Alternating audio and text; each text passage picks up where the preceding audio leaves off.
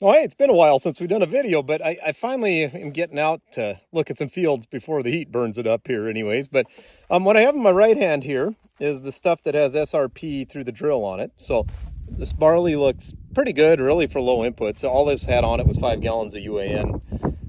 We do have some weeds coming in underneath the canopy because this stuff didn't canopy real well, but it looks like the kochia is getting suppressed. And now that the heads are starting to maybe start to tip on this, it'll shade that, I think, and at least hold it off so we can spray it after harvest possibly. This left side is without the SRP. And then you're going to see here in this field, as you can see in this video, where my motorcycle is sitting here is actually right on the line between these two splits, pretty close. And you can definitely see a color difference. More mature on the side that the SRP, the bacteria, was put down with the drill. The other side just had, both sides had 5 gallons of UAN with some thiazole. That was all that it had really for inputs.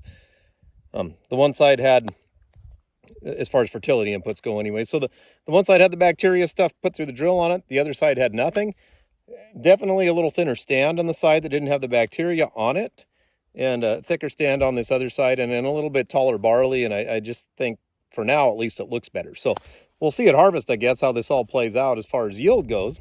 It's been really dry, so we got through most of June without hardly any rain. We did catch some at the end, so I think we caught like 6/10 of rain at the end of June.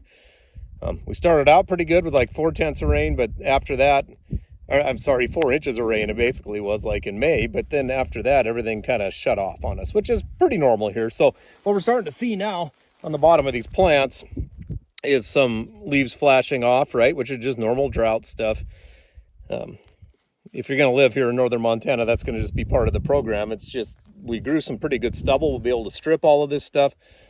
It's hard to guess, but there's maybe 40 bushel recrop barley here, which would be good enough for us. And I think hopefully the stand is thin enough, which is kind of what we shoot for in this dryland stuff, that it will fill out these kernels pretty well, because a lot of this is starting to pretty well finish out filling these heads. So as we roll through some more test plots, I'll kind of show you guys comparisons. On the winter wheat, we did some splits where we put a fair amount of nitrogen, like 15 gallons of UAN, then 10, then 5, then nothing.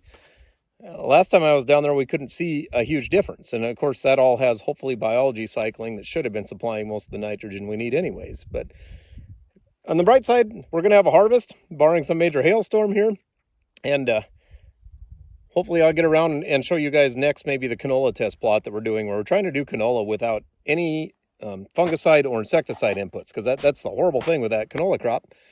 Normally when you grow it, people would put fungicide on the seed treat, neonics on the seed treat, so insecticide on the seed treat, and then spray it multiple times with an insecticide. And so far, I think things look pretty good. We use some bacteria to hopefully give it some resistance to some pests that normally would be a problem. Plus, hopefully it's brixing higher because we didn't fertilize it as heavy. So anyways, I will hopefully get around and finish looking at these test plots, and I'll keep posting videos, and hope you guys have a great harvest.